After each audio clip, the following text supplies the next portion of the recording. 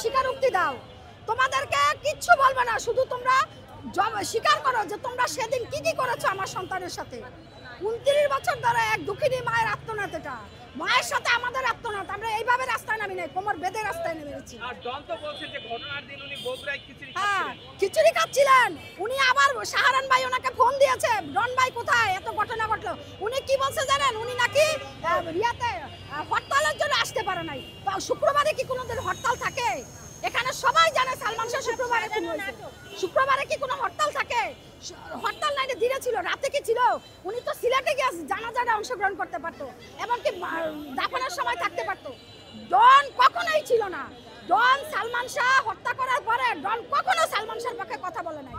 অনলাইনে এসে এসে স্বামীরার গুণগান গাইছে, বরঞ্চ সালমান শাহর পরিবারকে এসে করেছে, নেগেটিভ কথা বলেছে যে সালমান শাহ হতাশায় ভুগত, সালমান শর্মা এই করেছে সেই করেছে, তাদের পরিবার নিয়ে কটূক্তি করেছে ডন।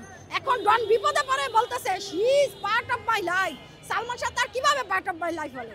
আচ্ছা, ডনকে দেখলাম যে তিনি নীলা চৌধুরীর ক্যারেক্টার নিয়েও কথা বলেছেন, চলাফেরা পছন্দ করতেন।